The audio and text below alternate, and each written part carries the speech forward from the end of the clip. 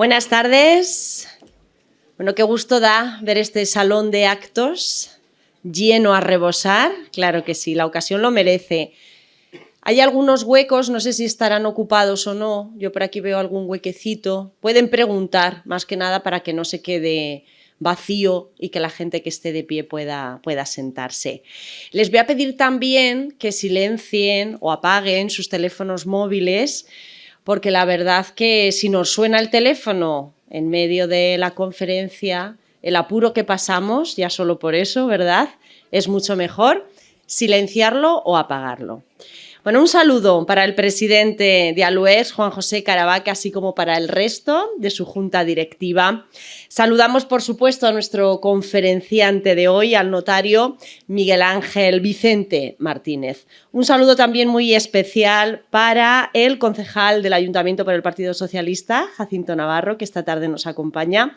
Gracias por estar aquí. Y también para el diputado provincial de Vox, José Luis Serrano, que muchas tardes también nos acompaña. Gracias también, por tanto, por estar esta tarde de lunes. Y, por supuesto, a todos ustedes, bienvenidos, bienvenidas. Mil y una gracias, como siempre, por estar junto a nosotros. Agradecemos también en este punto a los compañeros y compañeras gráficos, a Carmela, a Adela, también a Joséchu, de Vision Press, los compañeros de la Tribuna de Albacete, que ya han realizado su labor, y todas estas imágenes y estos vídeos después los podrán ver en la página web de Vision Press, también en la de Diputación, en la de Aluex y, por supuesto, en la Tribuna de Albacete. Mañana la entrevista en la contraportada. Hoy nos reunimos para hablar de herencias, de donaciones, de testamentos, de la legítima, de renuncias, al fin y al cabo, un poco de lo que es la vida, ¿no? Esto de recibir, en un momento recibimos para después dar, ese proceso, ¿no? Unas veces más, otras veces menos, ¿eh? A veces recibimos mucho, damos poco y al revés. Bueno, de este modo, con esta conferencia llegamos ya a la 13ª comprendida, ya lo saben ustedes, dentro de este ciclo de conferencias que este año lleva por título Al menos 20 años más. Una conferencia en la que estoy muy segura, vamos a poner mucha atención, vamos a prestar muchísima atención, porque estos temas, como decimos, tarde o temprano, nos tocan a todos y sin duda va a ser una conferencia para poner en práctica. Bueno, y para ilustrarnos de estos a veces tan complicados temas, contamos con la presencia, como decíamos, de Miguel Ángel Vicente Martínez, al que ya les voy a presentar. Y además me encanta hacerlo así, como él nos ha relatado, además, haciendo pues esta especie de homenaje o recordando a sus ascendientes. Nació en Albacete el 15 de diciembre de 1952 y es hijo de Francisco Vicente Bernal, alias el FBI, nos decía, y nieto de Antonio Martínez Gómez, ambos además de la cuchillería albaceteña. Está casado y tiene un hijo. Es licenciado en Derecho por la Universidad de Murcia, notario por oposiciones que realizó de 1975 a 1977, y la toma de posesión el 8 de mayo de 1978 en el Colegio Notarial de Zaragoza. Ha servido en varias notarías, como la de Sos del Rey Católico, también la de Albocácer, la notaría de Tarazona de la Mancha, ya aquí en la provincia, y la de Motilla del Palancar, en la vecina provincia de Cuenca, y por supuesto en la número 9, ya en Albacete capital. Es profesor asociado de Derecho Civil de la Universidad de Castilla-La Mancha desde 1990 a 2014, creando y dirigiendo el Seminario de Práctica Jurídica Notarial, germen del Máster de Práctica Jurídica, con el fin de aplicar los conceptos teóricos a la realidad de la práctica diaria. También está vinculado de manera muy cercana a los medios de comunicación. Fue columnista del diario El Pueblo de Albacete, con una columna semanal bajo el epígrafe Aunque duela, entre los años 2005 y 2012. También fue colaborador durante 2 años en Es Radio de Albacete, ya saben, la emisora de Federico Jiménez Los Santos, con la carta semanal bajo el epígrafe de Cartas insobornables. Colaborador habitual también en COPE Albacete, con estas mismas cartas insobornables, también de manera semanal. Columnista actual en el diario digital Albacete Abierto desde hace aproximadamente entre 5 y 6 años, también con una columna semanal. Es autor, además, de un poemario, Pensando en ti, hice mis versos yo. Colaborador también en encuentros y eventos profesionales, sociales y solidarios. Y él además se define, y con esto acabamos esta presentación, como un enamorado del arte en general, pero especialmente de la pintura. Bueno, pues con este amor por el arte y por su profesión, por supuesto, les vamos a dejar ya con la conferencia y, como siempre, deseamos que la disfruten. Muchísimas gracias por acompañarnos. Hola, buenas tardes. Me siento como en mi casa, porque aparte de estar en la Diputación, que es el lugar de reunión del pueblo albaceteño, creo que al 70% de los que hay aquí los conoceré o han pasado por mi despacho. Vamos a empezar hablando un poquillo por 2 conceptos sobre la función notarial. El artículo 1 de la Ley del Notariado, de 28 de mayo de 1862, o sea, de ayer mismo, define al notario como el funcionario público autorizado para dar fe conforme a las leyes de los contratos y demás actos extrajudiciales.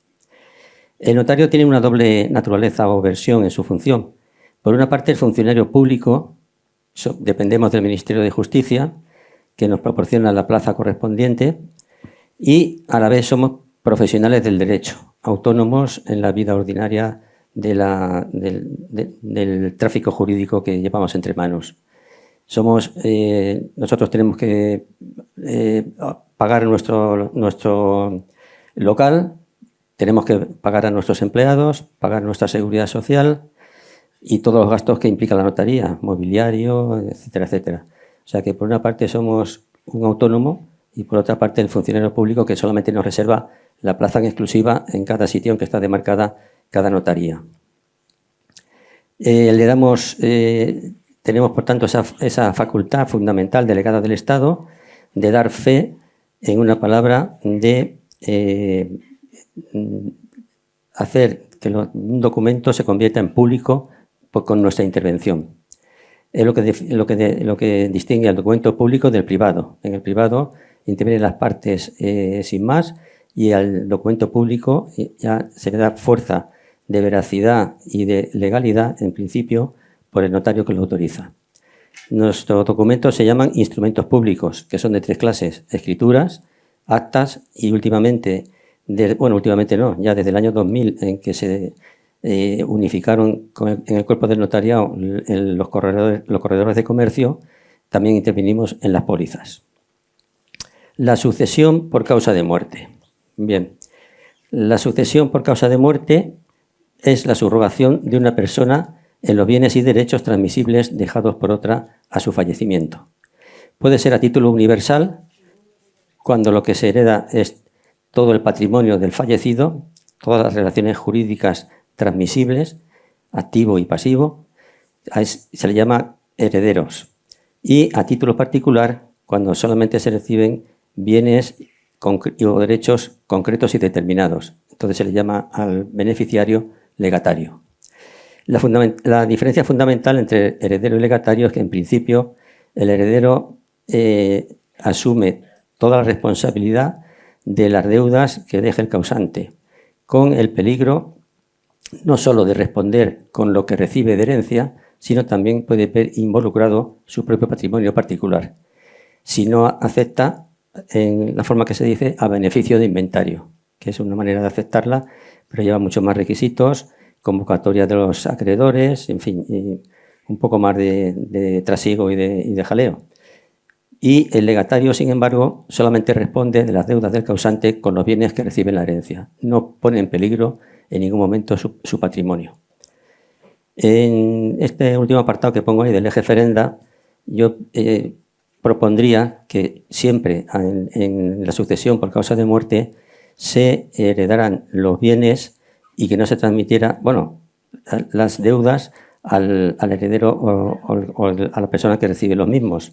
O sea, que se respondiese siempre con el patrimonio hereditario, con la masa hereditaria, con el caudal que logró formar el causante y con ese caudal responder de las deudas. Pero en ningún modo me parece un poco exagerado ir más allá que el heredero se involucre en las deudas de una persona que en principio pues, no ha tenido relación jurídica con los acreedores ni con ninguna persona para que tenga que poner en peligro su propio patrimonio.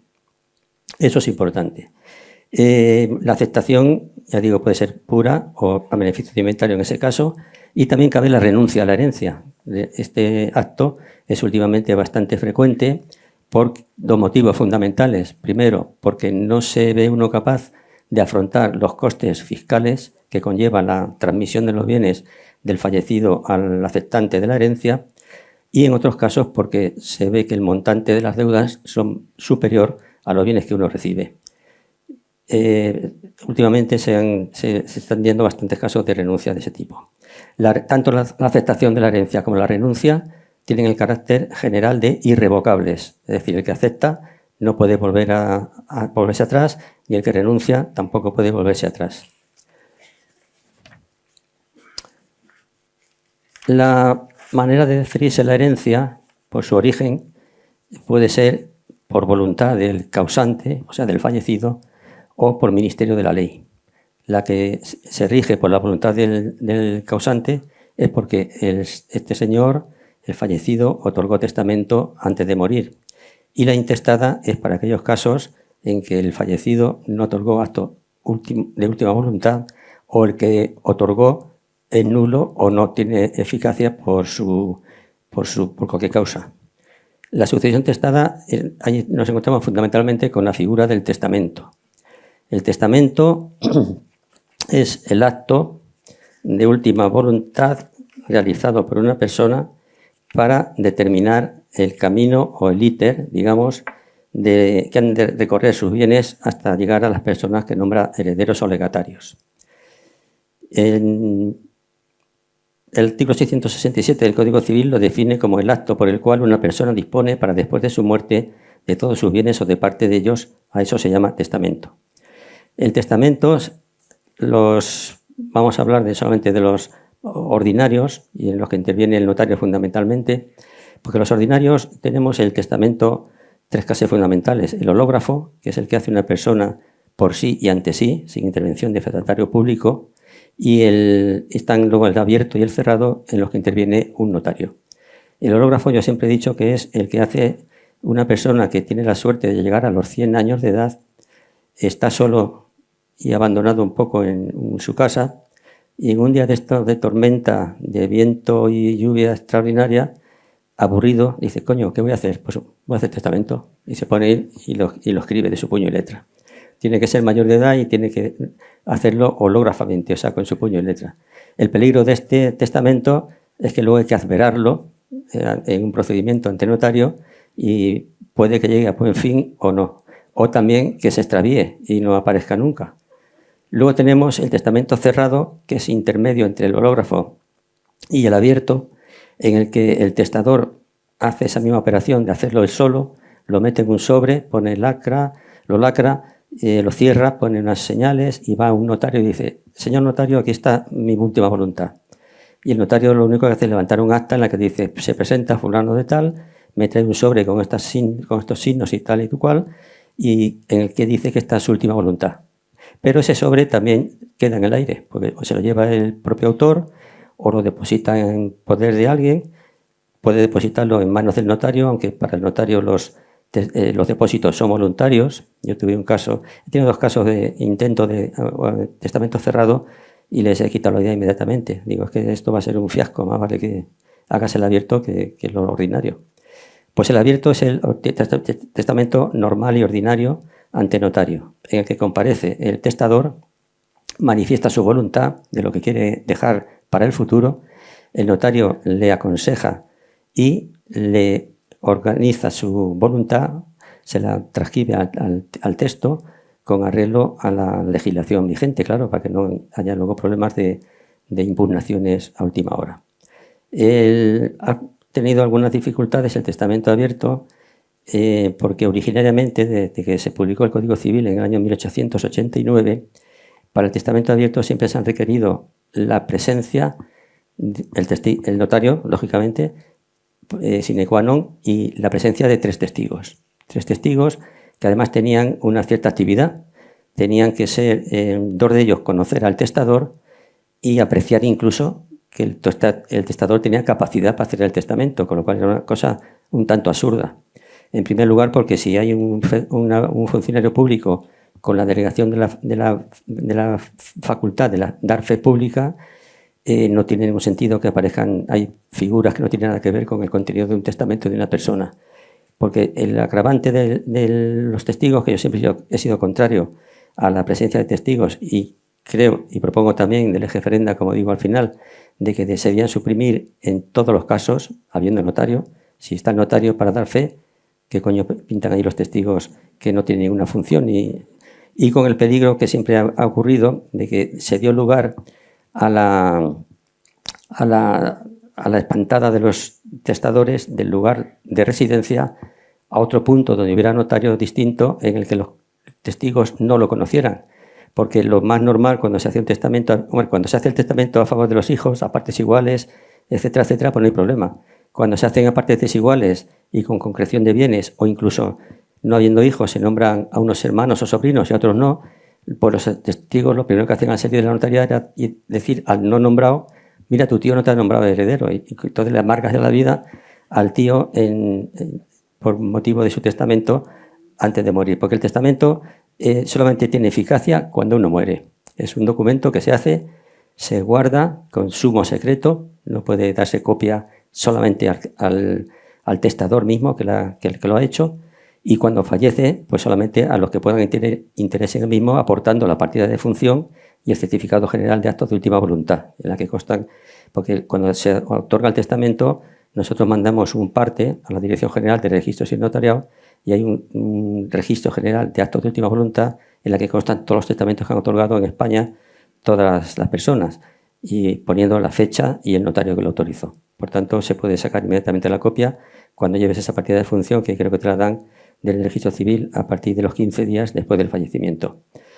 Es una cosa muy secreta, porque ya digo, tiene eficacia cuando uno muere, y cuando uno muere, si está de una manera que no está claro, o tiene algún defecto, o no está bien expresada la voluntad del testador, resulta que el que podía interpretarlo fielmente es la voluntad que ya no existe porque ha fallecido. Y puede dar eso lugar a muchos problemas. Entonces esa cuestión de los testigos, ya digo, desde siempre me ha parecido una cosa desorbitada, que tener personas extrañas a la función notarial presenciando un acto de este tipo, fundamentalmente, sobre todo el testamento. Y es que tenemos la práctica, nosotros hemos hecho muchos testamentos nulos, precisamente por el defecto de que los testigos no conocían al testador a conciencia, porque eso era una cosa impensable, y consideramos que era un requisito que no aportaba nada al testamento. Lo que pasa es que el testamento es un documento formalista, que requiere que toda la forma que regula el Código Civil ha de cumplirse bajo pena de falsedad del mismo, bajo pena de nulidad del mismo. Y eso era un defecto fundamental de forma que podría implicar que el testamento fuera declarado nulo y entrara en vigor uno anterior hecho por el mismo testador, o la declaración de herederos ab intestato, tal como marca la ley. Esto se precipitó en el año 91. Hubo unos cuantos casos en Madrid en la que se declararon nulos testamentos otorgados en ciertas notarías por el defecto de forma de que los testigos que comparecían no conocían al testador. Se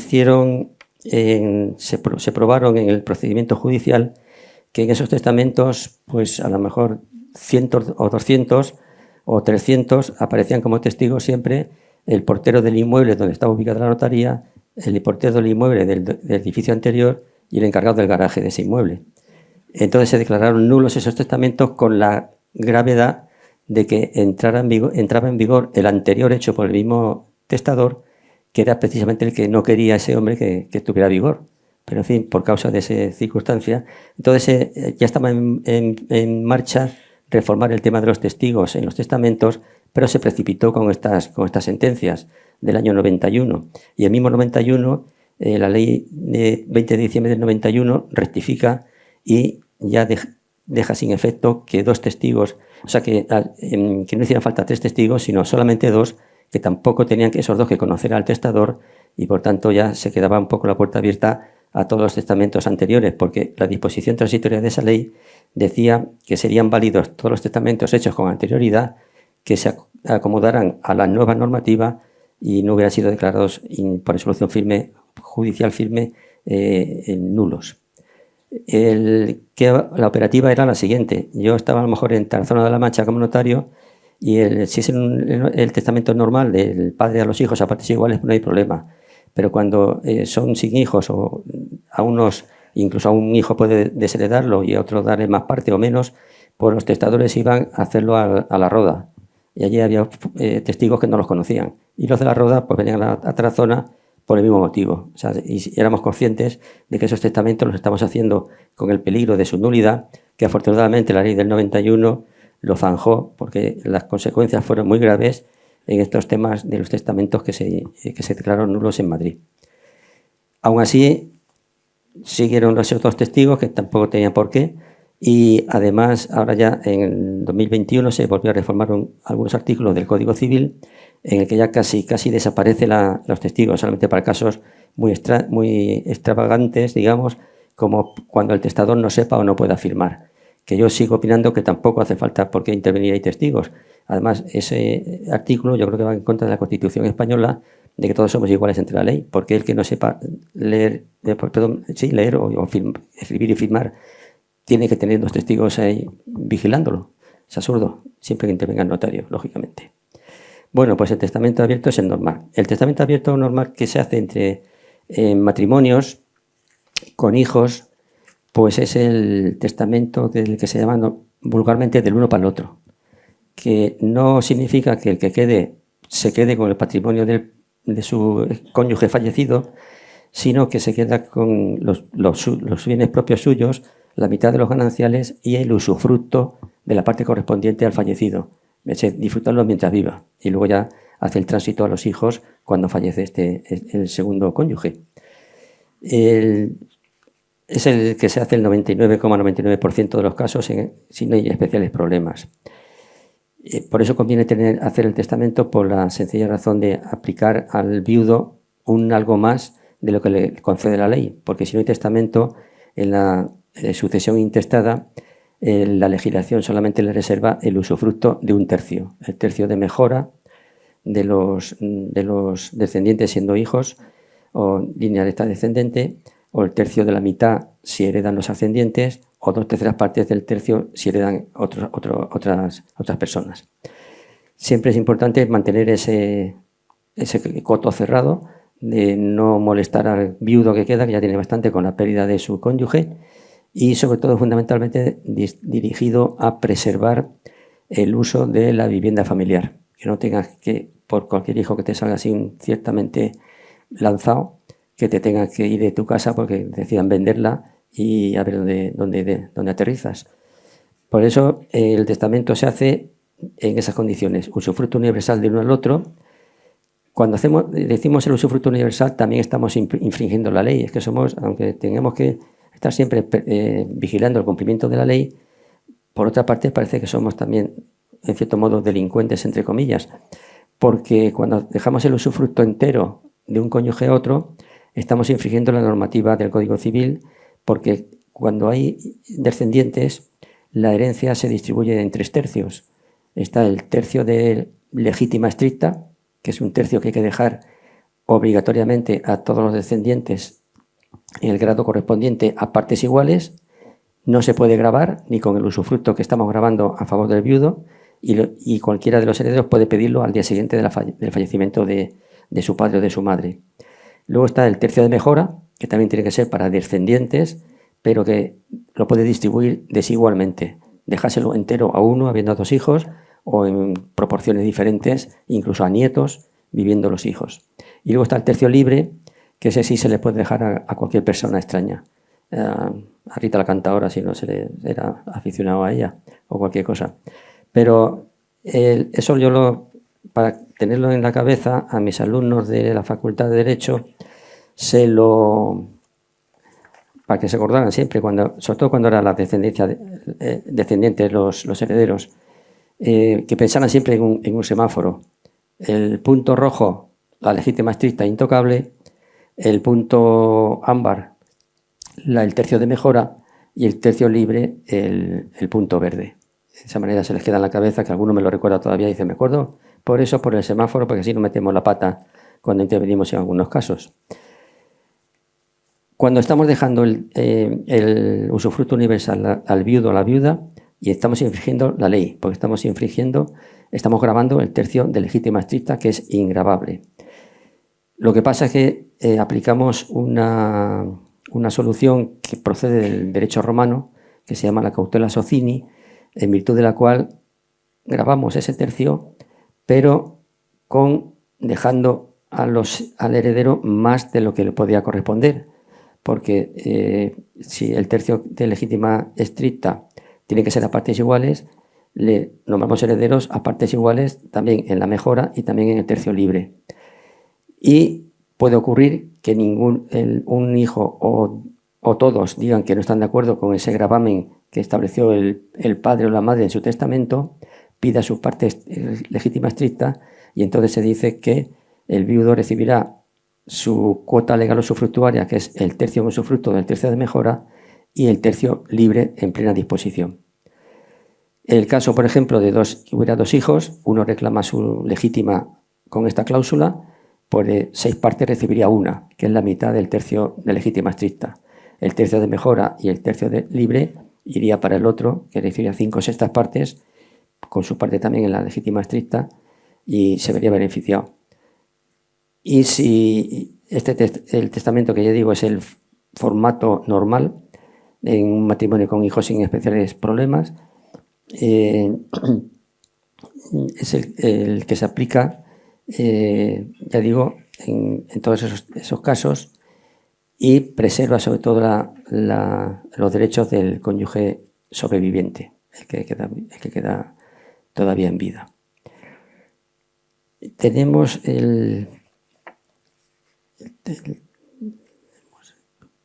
abierto, cerrado, abierto.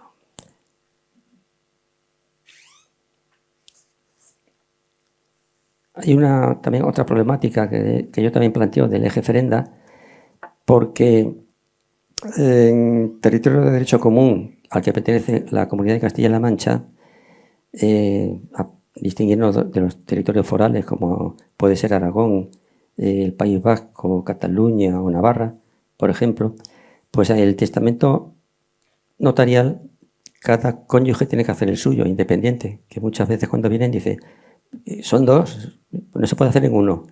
En nuestro territorio tiene que ser uno cada uno. Yo también considero que debería modificarse este tema y permitir el testamento que se llama mancomunado, que los mismos cónyuges hagan un testamento en el mismo instrumento público. ¿Consecuencia de hacerlo así? Pues fundamental. Yo tuve un caso de testamento abierto que vinieron un matrimonio sin hijos y uno al otro se nombraba heredero en todos los bienes. Al día siguiente vino la mujer llorando, diciendo que lo había hecho así porque su marido le había obligado y que ella lo que quería era dejarle su parte, aparte de dejarle la legítima a su esposo, pues su parte de bienes que fuera a sus hermanos y sobrinos. Bueno, pues haga usted el suyo hoy. Ella hace el suyo y el anterior que hizo el día anterior quedó revocado.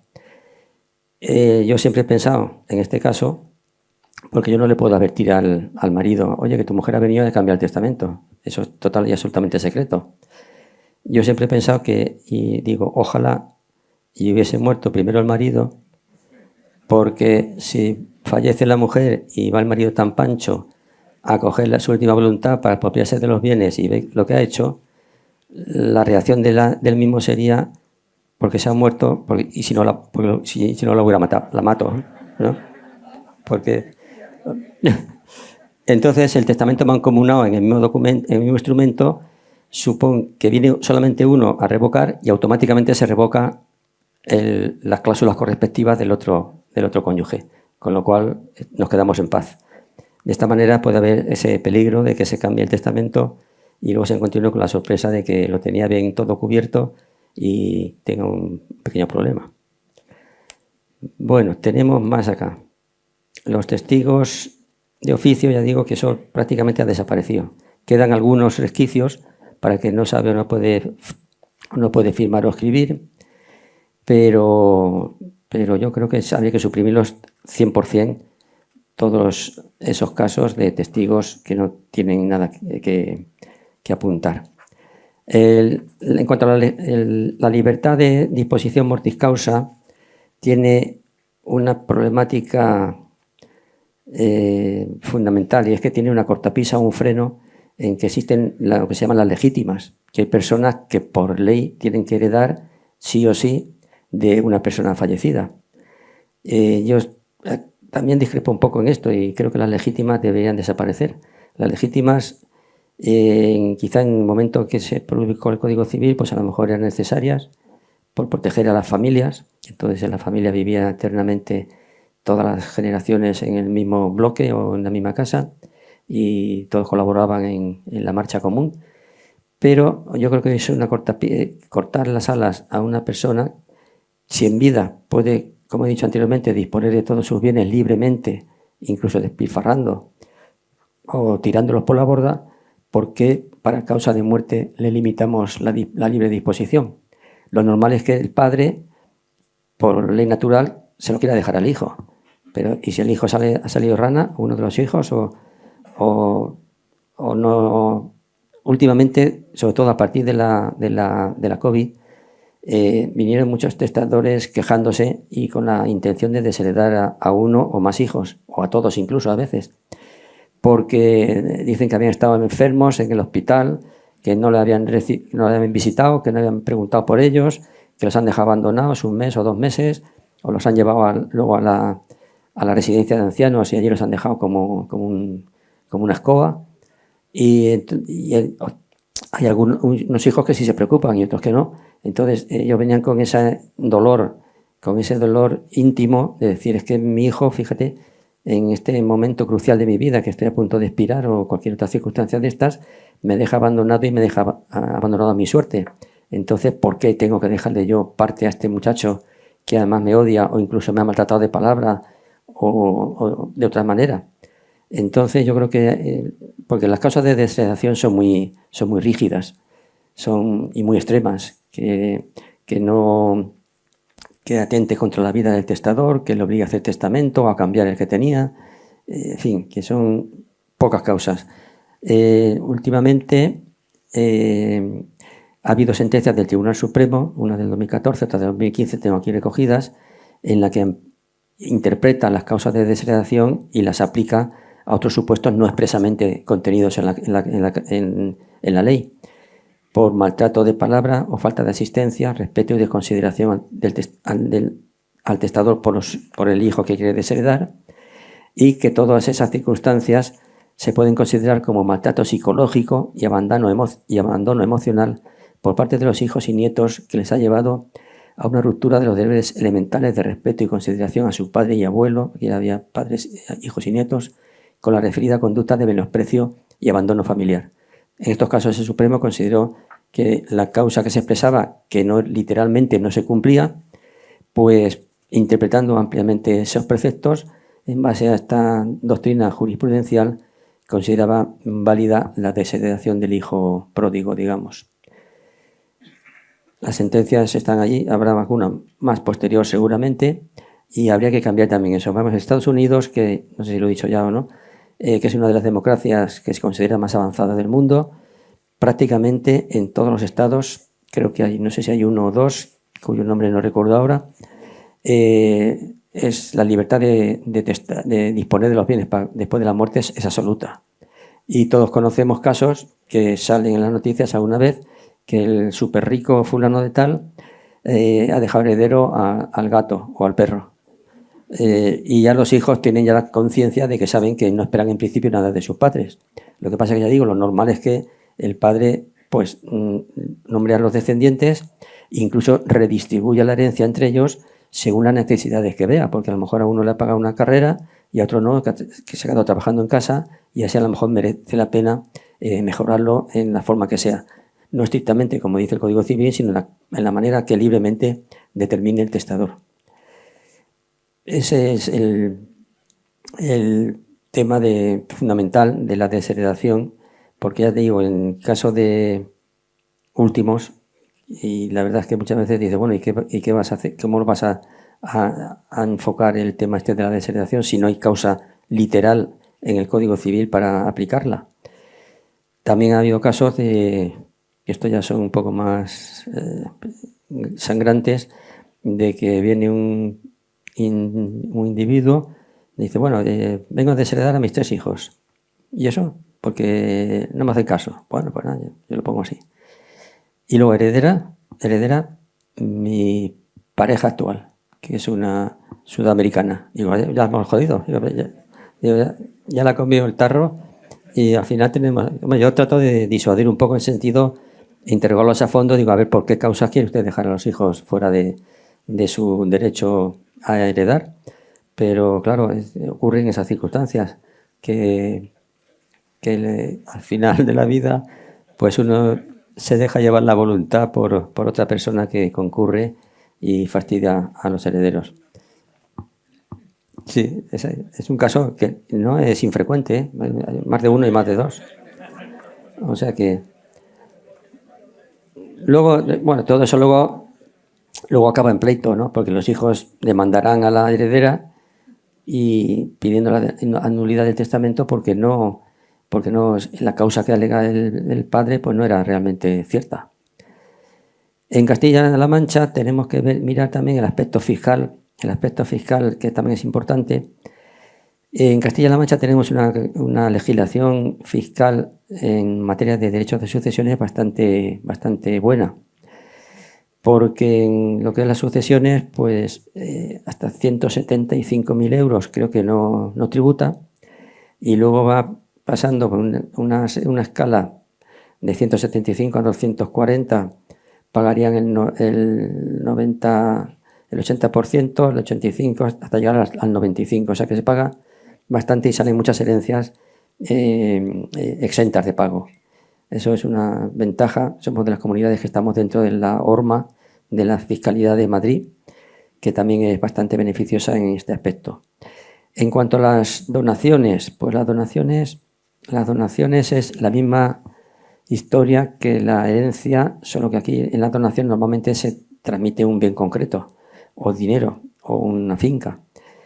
Sobre las donaciones, que es la transmisión intervivos, porque el que se desprende del bien vive y el que lo recibe también, el donante y el donatario.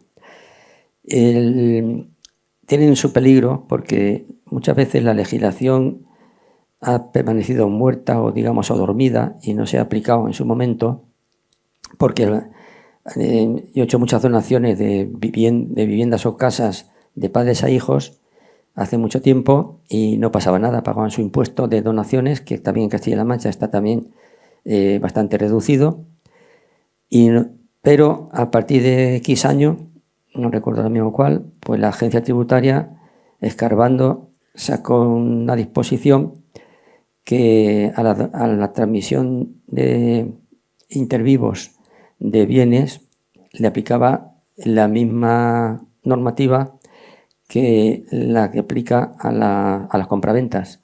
Cuando vende, por el incremento patrimonial que obtiene en la venta, en renta al año siguiente le aplica un coeficiente por la diferencia entre el 20 y el 22%.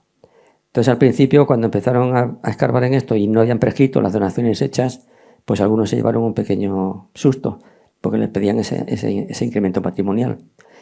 En origen, el incremento patrimonial se regulaba por unas reglas de abatimiento que según los años se iba rebajando la posibilidad de que fuera beneficio para aplicarle la normativa fiscal.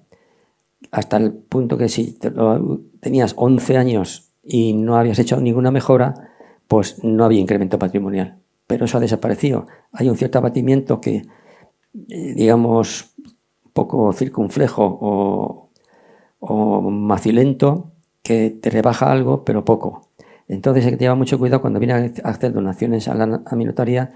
Pues lo primero que le digo es, saque usted la escritura de cuando compró o cuando lo heredó, váyase al su asesor fiscal que le hace la renta y que le estudie el posible incremento patrimonial que puede tener en renta usted al año siguiente, porque puede llevarse un susto de muerte. Hubo un caso en Madrid de un tipo de donación que se ve que era un patrimonio muy importante y los padres lo donaron en vida, hicieron donación a los hijos.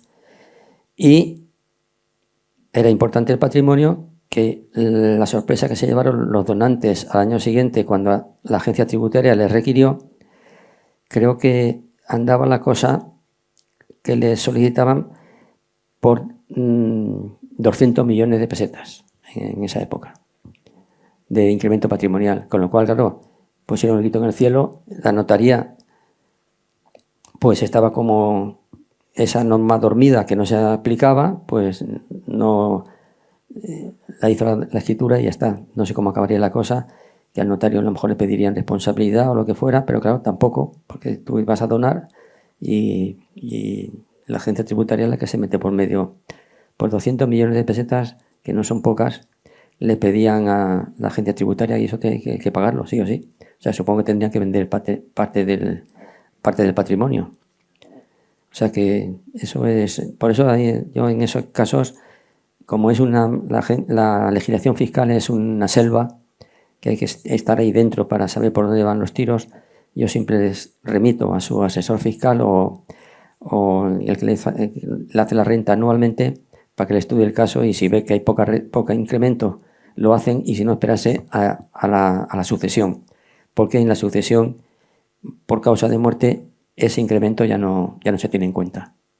Entonces, hagan un testamento diciendo que al hijo que le quiere dar esa vivienda se lo lega con cargo al tercio libre y al de mejora en su caso. Y de esa manera, cuando fallezcan los padres, se lo pone a su nombre y el incremento ha desaparecido. Porque el incremento va sobre la renta del que transmite, que es una cosa monstruosa, porque el que transmite, ¿qué incremento tiene? Si es detrimento, se está desprendiendo de un bien de su patrimonio, ¿no?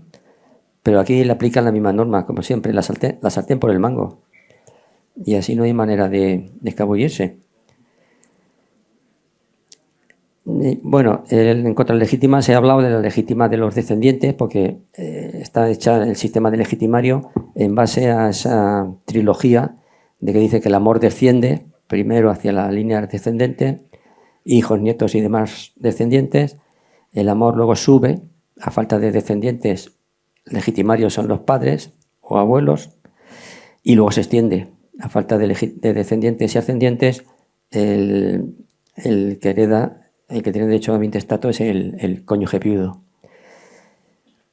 También hay una problemática, en su momento hubo, cuando yo estaba en la zona de La Mancha, que fue que en el año 81, me parece que recordar, 81 el Código Civil, tenía como heredero antes que al cónyuge a los colaterales, hermanos y sobrinos antes que el cónyuge. Y claro, teniendo en cuenta esa norma, pues la gente lo tenía claro, pero se modificó en 81 y se antepuso el cónyuge a todos los colaterales. Tuve un caso también que era un matrimonio sin hijos, se nombraban herederos no me acuerdo si era testamento, sí, recíprocamente se nombraban herederos, pero resulta que creyendo, había un testamento, no había problema, porque el testamento manda a no haber legitimarios. si no había nada más que el cónyuge viudo que le dejaban uno para el otro. Pero los herederos del marido que falleció primero indagaron acerca de si ellos tenían derecho a heredar o no antes que la mujer. Efectivamente, no era así. La mujer tenía el derecho preferente porque se había cambiado el orden. Heredaba ella antes que con los colaterales hermanos y sobrinos. Pero era una familia, una mujer con sentido común que reconoció que efectivamente lo que recibía de su marido, lo que recibía de parte del marido que éste había heredado de sus ascendientes, debería revertir al tronco de la familia de procedencia. Entonces le hizo una transmisión de los bienes del marido de carácter privativo del que había heredado a los parientes del marido. Eso voluntariamente. La mujer actuó con conciencia y con un cierto modo de espíritu de justicia. Pues entonces los legitimarios luego están, hemos dicho, eran los descendientes. A falta de descendientes serían los ascendientes que tendrían derecho, si no concurren con el cónyuge viudo, a una mitad de la herencia, y si hay un cónyuge viudo que sobrevive, tendrían derecho a un tercio los ascendientes de la herencia. Y luego ya entra el cónyuge viudo antes que los colaterales. Y la sucesión intestada se extiende hasta el 4º grado, que son hasta primos hermanos. Ya careciendo de primos hermanos, pues resulta que el Estado es el heredero, que siempre está al acecho. A ver lo que puede pasar. Sacar. Hombre, yo tengo un caso ahora curioso porque se ha hecho una declaración de herederos a mi intestato de gente fallecida hace muchísimos años y que nadie sabía si existían o no existían. Hay una sociedad de abogados que se dedica a investigar y buscar las herencias esas perdidas, digamos, y consiguió localizar a 3 o 4 3 herederos. Y resulta que, bueno, pues hicimos la declaración de herederos, designando herederos a los 3 parientes lejanos, y cuando van a hacer la escritura de adjudicación de herencia, van y resulta que el Estado ya se ha adjudicado los bienes. O sea, tenemos que hacer la adjudicación a favor de ellos y solicitar del Estado que tenga bien dejar esos bienes libres para que los reciban quienes tienen derecho por ley a ellos. O sea que hay de todo en la viña del Señor. Yo llevo de ejercicio desde el 8 de mayo del 78, que tomé posesión, aunque mi antigüedad data de marzo del 78, va para 46 años ahora en marzo. Entonces he visto un poco de todo. Cosas buenas, cosas malas, presiones también muchas veces, porque se me va el tiempo para que me preguntéis si queréis mejor.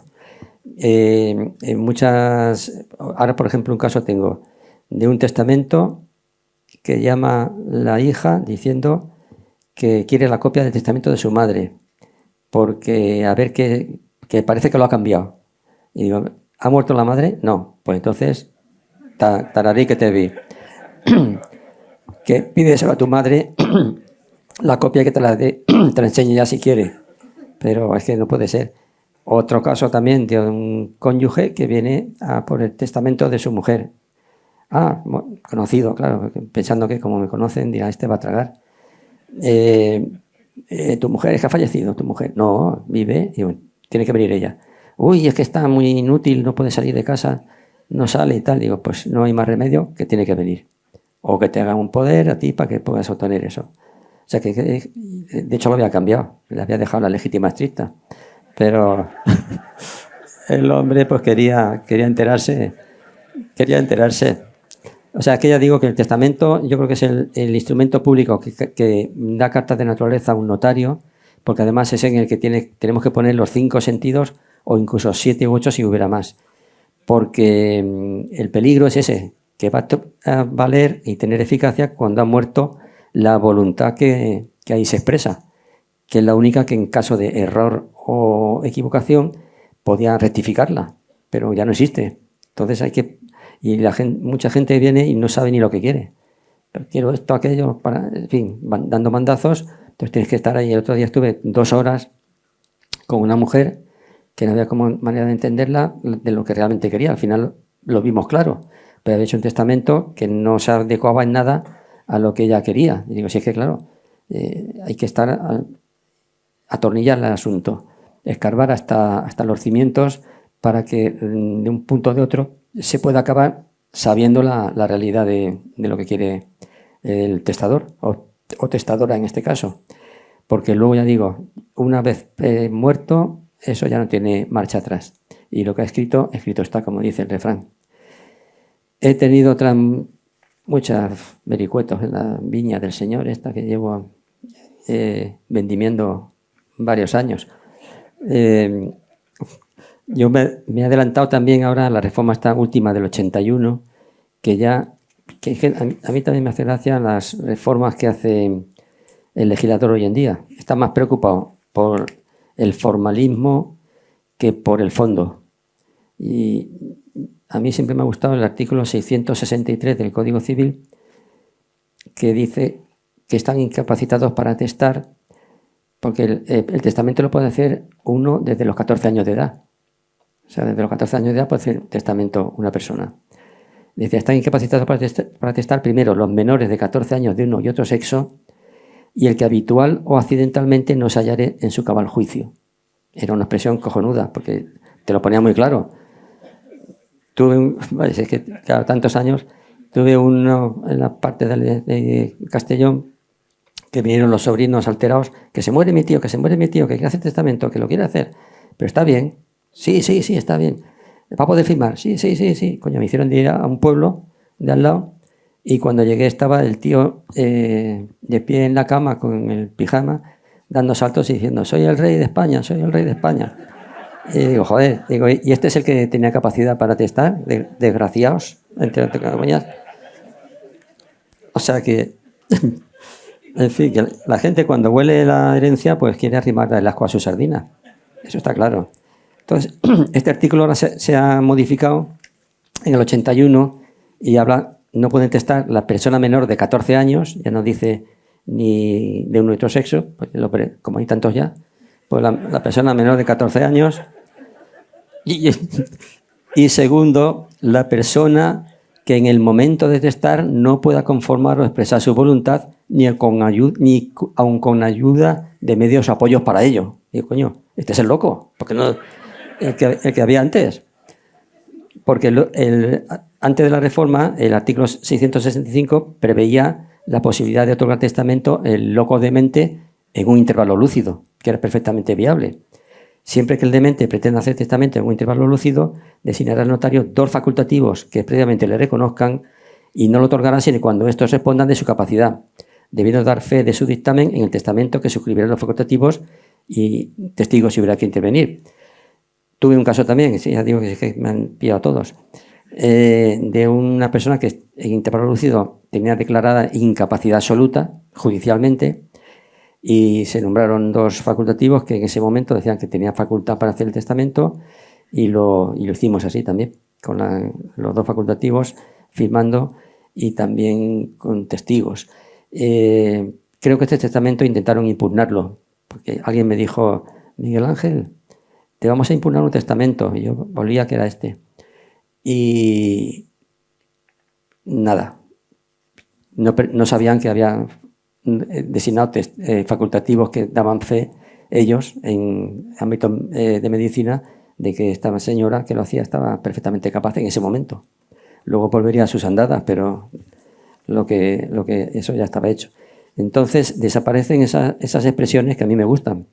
Siempre que el demente, pues porque al loco o demente es que no sé, es ofensivo llamarle así. Es que el loco y el demente existen, esos estados de capacidad, ¿no? Igual que el superdotado, pues también. Pero no, ahora la ley intenta darle vueltas y vueltas a esto, porque tuve también un testamento de una sordomuda con más capacidad que yo, precisamente porque era una mujer que tenía varias sociedades y ella era la administradora. Incluso iba en silla de ruedas. Digo, ¿cómo es posible esto? Digo, esta mujer no está capaz, está capacitísima. Y me llamó para el testamento, que por cierto ahí tuve que ir hasta 3 o 4 veces a su casa, porque ya estaba una mujer en cama, y no podía salir, pero yo quería indagar la voluntad real de esa señora. Porque los primeros datos que me trajeron unos amigos que iban de testigos, iban a ser testigos, decía que la vivienda donde estaba ella se la quería dejar a la muchacha que la estaba cuidando. Y yo digo, no sé esto si será así o no. O sea, me repelía un poco así en principio, ¿no? Porque los sobrinos, no tenía hijos, eran sobrinos los que heredaban, y a los sobrinos herederos en el resto. Pero creo que me costó 3 viajes, 4, ir a su casa y estar con ella, y por señas, porque había hecho conmigo constituir las sociedades, y había hecho compraventas, y la mujer, pues, por unos gestos y tal, pues, sabía perfectamente lo que quería. Y podía leer. Ahora ya no, en este momento que estaba ya casi en artículo mortis. Pero yo me quise indagar hasta el fondo si era realmente lo que quería esa mujer respecto de la muchacha que la cuidaba, o si era un aprovechamiento que quería hacer la muchacha que la estaba cuidando de quedarse con parte del patrimonio. Y esto realmente ahora en la reforma me han tenido en cuenta sin hablar conmigo, porque ahora dice: la persona con discapacidad podrá otorgar testamento cuando a juicio del notario pueda comprender y manifestar el alcance de sus disposiciones, que era mi caso. El notario procurará que la persona otorgante desarrolle su propio proceso de toma de decisiones, apoyándole en su comprensión y razonamiento, y facilitando con los ajustes que resulten necesarios para que pueda expresar su voluntad, deseos y preferencias. O sea, esto realmente es mi historia del testamento porque la mujer decía que el sordomudo, pues, no podía obtener incapacidad también para contratar incluso civilmente. Y en algún caso he tenido más de sordomudos que digo, si es que tienen más capacidad que yo, nada más que verlos.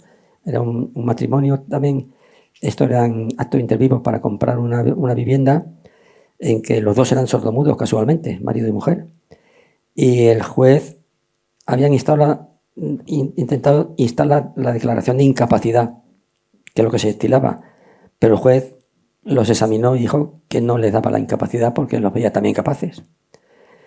Pero claro, con arreglo a la normativa, yo el sordomudo que no sepa leer ni escribir, pues yo no podía, también me saltaba la ley la torera. Pero claro, es que los habían dejado muertos en vida, porque ni podían operar con arreglo a la legislación, ni podían operar otro por ellos por incapaces, porque el juez había impedido que se declararan incapaces. Yo le hice también la compraventa, y era un matrimonio con hijos y con un marido que trabajaba como el que más, y digo, si este es incapaz, yo me tengo que ir a un centro de locos. Sí, porque es que, no sé, se me han presentado casos que realmente son personas que hay que tener en cuenta, y que lo que pasa es que, claro, si vas deprisa y corriendo, pues no, otros quitas de encima, ¿no? Esto no se puede hacer, vaya usted a otro sitio. Digamos que estoy perdiendo la hora, pues casi que ahora vamos a empezar ya, si queréis preguntar algo. Me he involucrado mucho en los asuntos, y porque siempre he dicho, la máxima de mi actuación, siempre he dicho que lo que yo hago para otro es lo que yo quisiera hacer para mí.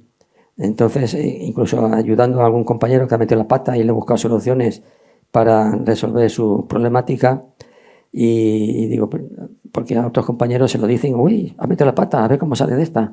No, ponte a trabajar y ayuda a tu compañero. Y he dicho, yo es que hago las cosas, un par de casos que me preguntó una notaria, se lo resolví perfectamente, y digo, es que yo me involucro y hago eso, te estoy haciendo como si fuera yo el que hubiera metido la pata y lo quisiera resolver yo para mí. Y pongo toda la carne en el asador. A veces se me chuscarran las chuletas, pero bueno, es el riesgo. Miguel Ángel, damos paso entonces venga, a las preguntas. Sí, bueno, un fuerte aplauso, claro que sí. Muchísimas gracias. Yo, si lo que me está pasando hoy aquí hubiera sido el primer año de mi profesión, me retiro y me meto artista. Porque vengo aquí, fotos por aquí, fotos para allá, esto, lo otro, digo, coño, ¿esto qué es? Aplausos entrevistas en la COPE, en la radio, yo qué sé, pues, madre mía. Sí, además tenemos aquí a Miguel Yeste de COPE. Precisamente. Bueno, nos ha contado algunas anécdotas, pero 45 años, ¿no? ¿45 o 46? A 46, va. Para 46 dan para Muchos, mucho. muchos. Bueno, si se hace la fotografía, mi compañero, y voy yo para abajo, ya veo alguna mano levantada para poder hacer preguntas. Voy a aprovechar, antes de pasar el micrófono, ahora que está el salón tan lleno, y les voy a decir que háganse socios de Aluex. Fíjense qué ciclo de conferencias tan estupendo todos los lunes a las 6:30 de la tarde. Ayuden para que esto siga así y esté abierto a toda la ciudadanía. En primer lugar, felicitarle por esta magnífica conferencia. ¿Quién habla? No sé si se oye, ¿se oye? ¿Se oye? Se oye, pero no. Ah, bueno, ya, vale. Yo tengo una duda. Tengo 2 hijos.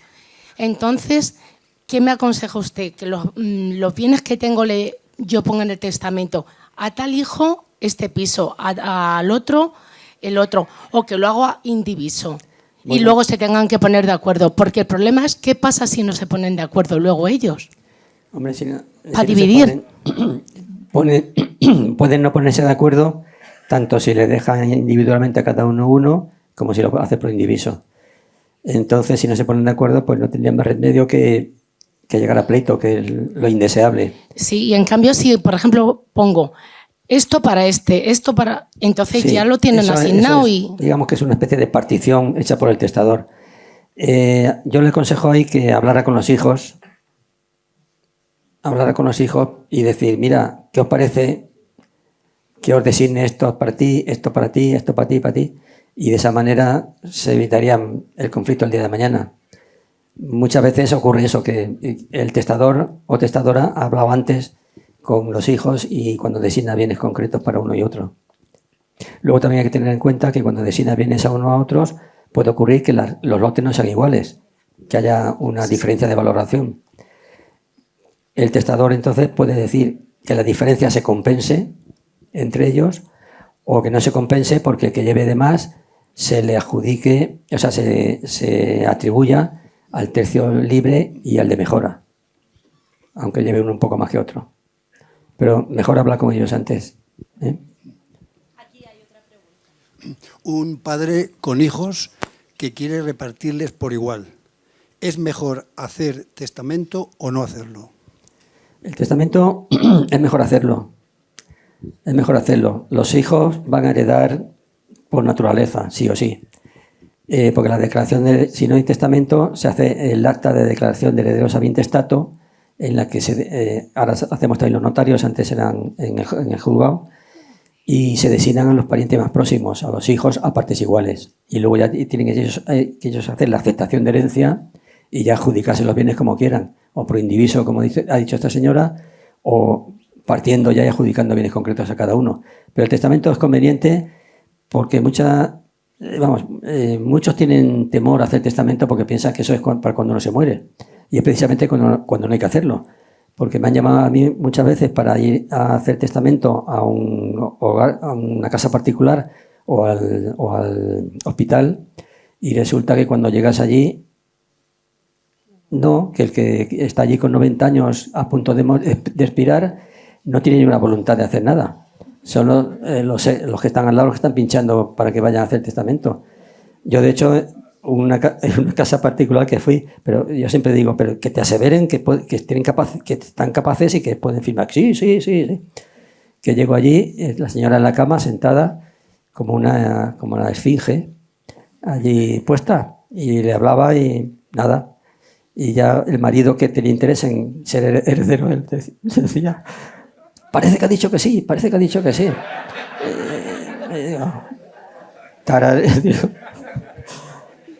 Y en otra ocasión el marido en la cama tumbado, que no sabía ni lo que quería. Y yo siempre digo lo mismo, digo, si una persona con 90 años no ha hecho testamento desde los 14 que podía hacerlo, pues es que se quiere morir sin hacerlo. Y no le vamos a fastidiar ahora el último momento de su vida. Aquí hay otra pregunta. Hola, buenas tardes, Hola. Miguel Ángel. Mira, mi marido acaba de fallecer. Lo siento. Gracias. Sí. Él ha estado 10 años con una enfermedad terminal, bueno, un cáncer de pulmón. Yo nunca me atreví a decirle, Rafa, haz testamento. Él tiene un hijo de una primera mujer. Ya. Y bueno, yo sí hice testamento y tengo el piso, que es mío, le dejé el usufructo a él. ¿Su hijo puede heredar ese usufructo? No, el usufructo es vitalicio. Vale. Fenece, por así decirlo, con la muerte del titular. El hijo es que lo ha tenido abandonado toda la enfermedad y Ya. eso es muy doloroso y para él y para mí. Y bueno, lo que quería preguntarle, ¿qué parte le corresponde al hijo y qué parte me corresponde a mí? ¿Tenéis hijos comunes? No. No. Pues, hombre, el heredero de él es el hijo, si... porque él no, has dicho que no ha hecho testamento, ¿no? No. Entonces se va a hacer la declaración de herederos a intestato, se va a designar heredero al hijo y al hijo le corresponde heredar todo lo que es todo el patrimonio que tenga él, el caudal que sea de él. Si tenéis gananciales, pues la mitad de los gananciales y lo que tenga él de herencia de sus padres o ascendientes. ¿Y compras Lo que pasa- que haya hecho en el matrimonio? Esos son gananciales. Él tendrá esa parte, el 50% es tuyo y el otro 50% es de la herencia de tu esposo. Lo que pasa es que tú ahí en esa herencia tendrás el usufructo de la cuota legal usufructuaria, el tercio de mejora en usufructo. Vale, muchas gracias. Nada. Gracias. Hola, buenas tardes. Hola. Quería saber qué posibilidad hay de que se reforme la ley para que se pueda testar libremente, porque casi siempre están hablando de padres a hijos, pero se está dando el caso de que personas, por ejemplo, solteras con 80 años, tienen la madre con 100 Sí. viva y la madre sería la heredera del 50% de todos sus De los bienes, todos los sí. bienes. Sería la Entonces, la legitimaria. a mí me parece que esto es un poco absurdo. Hombre, yo eso que digo del deferenda es el deseo mío, pero Muchas gracias. tengo muchos colegas que son muy reacios a eso. Yo creo que la libertad de testar absolutamente debería reconocerse. Vuelvo a decir lo mismo, si en vida puedes disponer libremente de todo, ¿por qué para el caso de muerte tienes que tener cortapisas y límites? Debería de formarse, pero va a ser duro porque tenemos un cuerpo, aunque yo ya quizá estoy en esa, iba a decir carca, yo estoy quizá en esa categoría, pero pienso un poco más allá. Pero aunque haya muchos jóvenes dentro de nuestro cuerpo, son bastante limitados en este sentido. No les gustan los cambios. Buenas tardes. Quería comentar un caso que no ha hablado usted. Es en el caso de matrimonios, el tercio de libre disposición, cuando se lo puede dejar uno al otro, ¿en qué situación queda? Sí, hay algunos casos en que los cónyuges se dejan la legítima del usufructo del tercio de mejora, si habiendo hijos, hay hijos en el caso ese, y el tercio libre de disposición. El tercio libre, ya digo que es el punto verde del semáforo, que se lo puede dejar a quien quiera. Lo que pasa es que, claro, si ya le dejas eso, ya te pillas un poco los dedos en dejarle el usufructo universal, pues ya no tienes margen de maniobra para decir a los hijos, acepta ese usufructo y te doy más de lo que por ley te corresponde, que es los 2 tercios estricta y mejora. Pero sí, hay casos que se hacen así. Miguel Ángel, después de la ley 8/21 que protege a los discapacitados, Sí. ¿qué margen de maniobra les queda a los padres a la hora de querer beneficiar a uno o al otro? Discapacitados, pero no incapacitados. Sí, En este caso, por ejemplo, sería una discapacidad mental del 88% y del 68%. ¿Podrían hacer testamento también los discapacitados con la nueva normativa? Hombre, con la nueva normativa sí. Ya he leído ese artículo del Código Civil que el notario procurará por todos los medios asegurarse de lo que quieran hacer. Eso, en fin, si es factible que se ve clara una voluntad de parte de ellos, sí se podría hacer, claro. Y además a ellos ahora, con la nueva ley, no se les puede incapacitar. No. No, pero es que aparte de eso es que, aunque pudieras incapacitarlo, el testamento es un acto personalísimo. No lo puede hacer otro por uno. O sea, lo tiene que hacer cada uno el suyo. Tú no puedes dar poder a alguien para que haga testamento en nombre de otro. Es la persona la que tiene que hacerlo directamente. ¿Y los padres qué margen de maniobra tienen a la hora de hacer el testamento?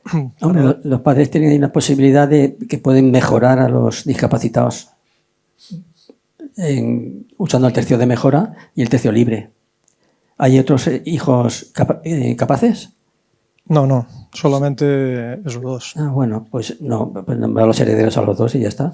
Y por otra parte, ahora tampoco existe la figura del tutor, ¿no?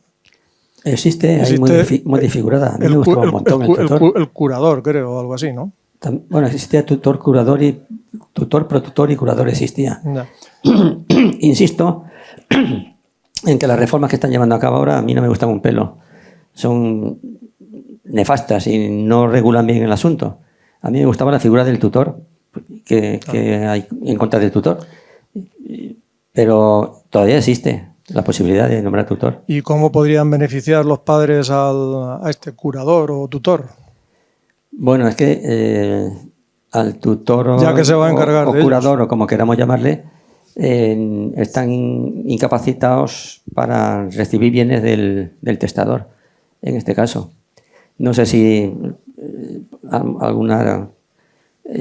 algo por compensar gastos o cosas de esas, pero o sea, no puedes nombrar, no puedes dejar herencia al tutor o a la persona que nombres para que se cargue de los hijos.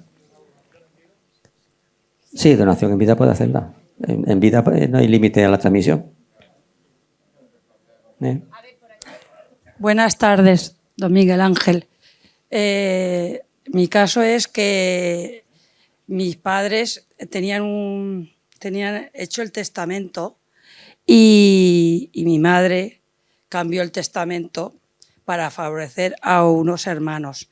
Y mi padre tenía el segundo grado de discapacidad, porque tenía Alzheimer. Yeah. Entonces tenemos el segundo testamento, somos 7 hermanos y ¿qué es lo que se podría hacer? El padre impugnarlo. El padre fallecido. El padre fallecido hace 7 años. ¿Pero con testamento? Con testamento, claro. A favor de los 7. El primero estaba muerto el uno para el otro y todo a partes iguales, pero el segundo ha favorecido a unos hermanos y a otros no. En este caso, la parte que corresponda a la masa hereditaria de tu padre, esa es intocable ya. Esa tiene que ser para los 7 a partes iguales. Lo que ha hecho tu madre habrá que ver si está dentro de los límites que hemos dicho. Si puede mejorar con arreglo al tercio de mejora y tercio libre, o si se excede de ello, pues habrá que pedir la rebaja de esa mejora. Pero vamos, lo de tu padre, el fallecido ya, eso ya va a misa, como dicen. Eso ya no se puede tocar, porque ya digo, la voluntad que lo impuso ya no existe. Pero si tenía el segundo grado de discapacidad. ¿Quién, tu padre? Sí. Bueno, pero si el notario que le atendió lo consideró capaz. Sí, le atendió, sí. Es que aunque tengan, vamos, yo, por ejemplo, en mi quehacer diario me encuentro con muchas, que en algunos casos, en documentos intervivos tiene la incapacidad una cierta relevancia. En herencia sobre todo, a efectos fiscales. Yo me encuentro con gente que viene con un certificado de que tiene un 88% de discapacidad y yo los veo capaces, porque puede ser por cosa física o que no afecta a la mente, pero vamos, si lo tenía y está hecho el testamento, habría que demostrar que era incapaz para hacer el testamento, pero eso ya es un procedimiento judicial. En este caso, perdone, un inciso, mi padre tenía demencia.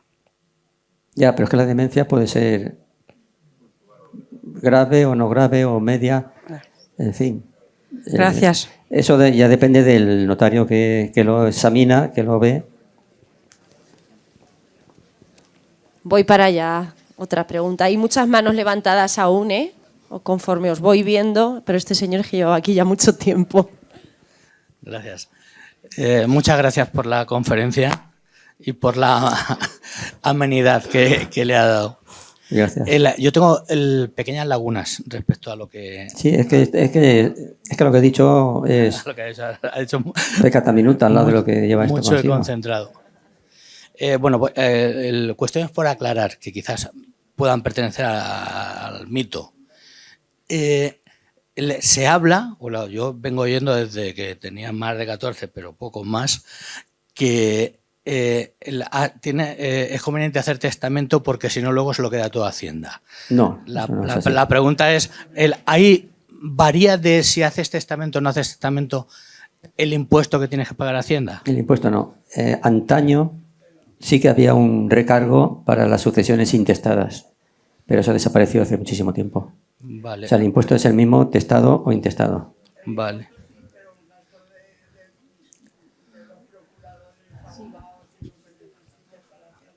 No, es que para hacer la declaración de herederos ab intestato ahora se hace notarialmente. Entonces nosotros le damos una lista de los papeles que tiene que traer: partida de función, últimas voluntades, partida de nacimiento, libro de familia, y eso se hace y lleva un coste de unos 200 euros o 200 y algo. Vale, sí, son pequeñitos matices. Cuando ha hablado de los hijos que abandonan, cuando ha hablado de los hijos que abandonan a los padres o en el hospital o en una residencia o tal, he entendido que no se les puede quitar la legítima. Hombre, ¿Es así o no? Las causas de deserción es que son muy, muy estrictas y tienen que ser ciertas. Y son muy pocas. Atentar contra la vida del padre, obligar a hacer testamento, negarle alimentos. No, que pasan de él. Eso no es causa, en principio. Sí es posible causa si le aplicamos las sentencias esas últimas del Supremo, que dice que ese menosprecio pudiera considerarse también como causa de desheredación. Pero en principio en Castilla-La Mancha... En principio legalmente no. Habría que acudir a un procedimiento judicial. Vale, y la última, respecto al tema de las donaciones. Sí. Si quieres hacer una donación a una ONG, la persona que intentó hacerla dijeron no tiene que ser una persona física, no puede ser una persona jurídica. Se puede hacer. Bueno, espera, a una ONG. Hombre, a una ONG yo creo que sí se podría hacer. Una donación. Otra cosa es... Yo pienso que sí. La respuesta que dieron fue tiene que ser una persona física, no puede ser una persona jurídica, como puede ser una ONG. La donación, en principio, si es una sociedad mercantil, no. Pues la sociedad mercantil no entra en eso. Pero si es una ONG que no tiene ánimo de lucro, yo creo que es factible y, de hecho, se hacen muchas donaciones, ¿no?, a las ONGs. Buenas tardes. Mire, mi pregunta es, ¿un testador sin hijos y sin cónyuge le deja su herencia a una persona que no es familia? Al principio del testamento consta que la madre está viva, pero luego declara el notario heredera universal de todos sus bienes a esa persona. ¿Ese testamento es impugnable? Hombre, si vivía la madre... No vive. O vive, pues... Bueno, quiero decir, si vivía cuando él murió. Sí, sí. Y sigue viviendo ella. Sí. Pues ya digo que primero son legitimarios los descendientes. Ya, pero es que encima en el testamento al principio consta que el padre ha fallecido de esta persona y la madre vive. Y luego en la parte dispositiva del testamento declara el notario heredera universal a esa otra persona. A esa otra persona. Que no es familia del testador. Sí, en principio no tiene por qué ser familia si no es legitimario. Ahora tiene que reconocerle los derechos legitimarios a la madre. A la madre, ¿no? En estos casos la fórmula es le lega a sus padres o al padre, si le sobrevive, la legítima que le corresponda, y luego ya heredero o heredera quien sea. Entonces hay que poner una demanda judicial. Si fallece el testador y vive la madre tiene el derecho, si es extraña, es una persona que no tiene parentesco ni es cónyuge ni nada, ¿no? Nada. Pues la madre tendría su legítima 2/3 partes de la herencia. 2 tercios. Entonces hay que impugnar judicialmente el testamento. Habría que impugnarlo, claro. Vale, muchas gracias. Venga. Vamos muy rápido que nos quedamos sin tiempo por aquí. Sí. ¿Verdad? Pasa el tiempo volando.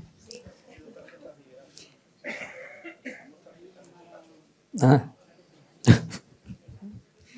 Tenía que haber traído. Hola, Miguel Ángel. Enhorabuena. Hola. Quería preguntarte hasta qué punto los padres pueden decidir en el testamento sobre el seguimiento de sus bienes una vez fallecido ellos, incluso fallecidos sus hijos. ¿Cómo pueden determinar que los bienes del causante, del testador, no queden en manos del excónyuge? Del excónyuge. Esto se puede complicar más y más. Vamos a ver. Será un divorciado, ¿no? Por lo que me dicen, ¿no? Sí, la última. Lo que tiene que hacer es, si son menores de edad, los hijos, nombrar un administrador de esos bienes a un pariente de él y luego prohibir la administración a la excónyuge. Pero si luego ya heredan los hijos mayores de edad, los hijos ya pueden hacer lo que quieran. Dárselo incluso a su madre. Pero vamos, en principio, si son menores, nombrarle un administrador para lo que reciban la herencia de su padre, de esos menores. Porque la patria potestad la seguirá teniendo la madre. Entonces, por eso hace falta nombrar al administrador para que la madre no entre a administrar los bienes de los menores. Si son menores, si son mayores, nada. Buenas tardes, Miguel Ángel. Muy buenas, amigo. Bueno, vamos a ver. Antes has hablado de una cosa que es interesantísima y que creo que se da en muchas familias. Y es cuando hay varios hijos y algunos uno viva la Virgen y otros pues ahorran una peseta, se compran su casa y tal. Y a la hora de comprar, por ejemplo, no sé, una vivienda, ¿qué ocurre? Que a lo mejor de los 5, 4 se han comprado su vivienda y el otro, pues como se lo ha estado gastando, no tiene vivienda y entonces la vivienda que tenían sus padres, en los que ellos vivían, le dicen, bueno, pues te la dejamos y cuando fallezcas te la quedas. Claro, ¿cuándo ocurre el fallecimiento? Pues a lo mejor a los 25 años de haberse la dejado. Y entonces se hereda la vivienda. ¿Cómo se puede reclamar esa parte, aunque se hayan pasado X años, porque ha sido favorecida en 20 y tantos años, que ha estado usando la vivienda sin pagar alquiler y sin pagar nada, mientras los otros solo han recibido la herencia natural? Si esa parte de herencia recibida con 20 y tantos años de antelación se puede reclamar por alguno de los herederos. Hombre, si los padres les dejan vivir ahí y no disponen nada sobre el tema, pues no hay nada que hacer, yo creo. Se beneficia se lo ha chupado y ya está. Muchísimas gracias. Bueno, discúlpenme los que tenían las manos levantadas. Es algo súper rápido y muy concreto. Venga, levántese y dígalo.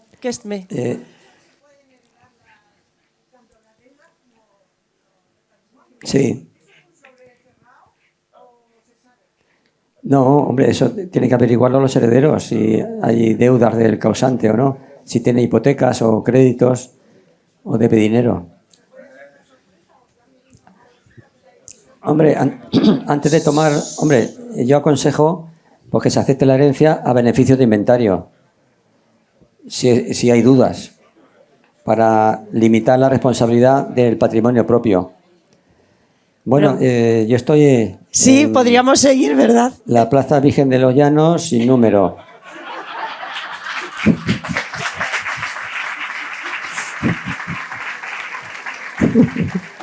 Bueno, las personas que no han podido preguntar y tenían la mano levantada... Pueden pasar por allí. Pueden pasar. Que no les cobro. Me preguntan y no les cobro.